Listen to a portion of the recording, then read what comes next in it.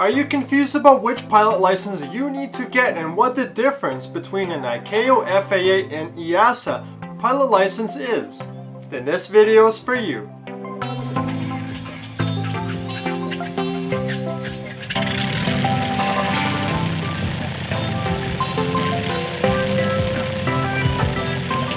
Welcome back, aviators. This week I'm covering another question from one of our subscribers.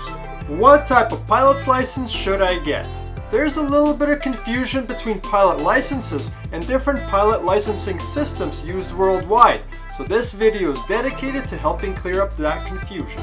I'm briefly going to explain the different pilot licenses you can get and help you understand the differences between an ICAO, FAA, and EASA license. So let's get into it. Let me start by briefly covering each pilot license and the purpose that each one serves. If you want more details on each type of license, its requirements and costs, then check out my Learn to Fly playlist. Now, if you only want to fly as a hobby or recreation, then all you need is a PPL or Private Pilot License.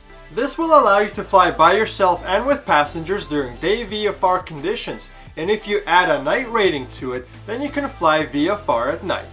The main limitation of a PPL is that you cannot charge money for your services or work as a pilot.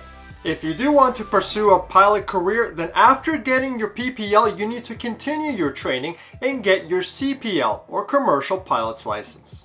As part of this training, you will need to add a multi-engine rating, which lets you fly airplanes with 2 or more engines, and an IFR rating, which lets you fly in clouds. Take note that these are ratings that you add to your CPL to give you more privileges. They're not separate licenses, and they remove the limitations of a basic CPL. If you want to work as a pilot, these ratings are pretty much mandatory, as you won't be very useful to the company without them. Next, if you want to fly a large commercial aircraft, then the final license that you need to get is your ATPL, or Airline Transport Pilot's License. And that's it. These are all the pilot licenses that you can get. Every country in the world will pretty much use the same system, as aviation is standardized worldwide. It's just the licensing authorities that change. And that leads us to the different licensing systems used worldwide. Since I'm a Canadian aviation channel, I'll start with the ICAO pilot's license. Pilot licensing in Canada is administered by Transport Canada under the Aeronautics Act and the Canadian Aviation Regulations. By the way, get used to a lot of acronyms in aviation. A license issued by Transport Canada is under the International Civil Aviation Organization licensing standards. And that's what it means to have an ICAO pilot's license, because you have been trained in accordance to those standards. In America, the governing body is the FAA, or the Federal Aviation Administration, and you will get an FAA pilot's license. In Europe, you have EASA, or the European Aviation Safety Agency. These are the countries that are part of the EASA pilot's license, so if you have an EASA license, you will be able to work in any of these countries. With Brexit happening, everyone from the UK will have to do a little bit of homework and how this will affect the future of aviation in the UK. And these are the 3 main licensing agencies in the world. The rest of the countries worldwide will have their own local aviation authority. For example, in China, you have the Civil Aviation Administration of China. So does that mean you can get any of these pilot's licenses and be able to fly anywhere in the world? No, you cannot. What are the differences between these licensing systems, you might ask? Well, with an ICAO pilot's license, I can only fly Canadian registered airplanes. I cannot fly for a US or European airline. If I wanted to do that, I would have to do a license conversion, and that applies to pilots wanting to come and work in Canada. They would have to convert their FAA or EASA pilot's license to an ICAO license.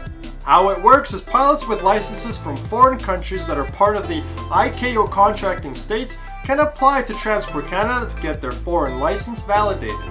If you are interested in converting your pilot's license, you have to start by contacting Transport Canada, and they will give you the proper instructions on the steps that you need to take. I will link Transport Canada in the description below. The reason a pilot cannot fly anywhere in the world with only one type of pilot's license is because of safety. Yes, aviation is standardized, but certain countries impose stricter guidelines and training standards than others. Politics is the other reason where each country wants to issue and control their own pilot licenses. Canada cannot take away your EASA license, they just won't let you work in Canada as a pilot until you can prove your skills under the ICAO training standards, and of course pay the government their fee. An FAA and EASA license also have some fundamental differences. The FAA ATP certificate requires only one theoretical exam covering all the required knowledge areas, versus the EASA ATPL requires 14 separate exams covering all the theoretical knowledge areas. Other small differences are the names, where in Canada we call them pilot licenses, versus in the US they call them pilot certificates. A flight instructor in Canada only needs one rating and they can teach VFR, IFR on single or multi-engine airplanes. Versus in the US, they first have to become a CFI or Certified Flight Instructor, and then a CFI-I or Certified Flight Instructor Instrument by passing an oral and theoretical exam plus a check ride, or a flight test as we call them in Canada. And lastly, get an MEI or Multi-Engine Instructor by passing another set of oral and practical tests and a check ride. And this is what I mean by each country wanting to control their own pilot licensing systems and setting up different hurdles for people to jump through. Is a flight instructor better or safer in the US than in Canada? No, simply the FAA has decided that these are the steps they want their pilots to take. So then, which licensing system should you choose? You should choose the one where you plan on flying for the rest of your career. If you live in Europe, you need to get your EASA license. In North America, the FAA or ICAO.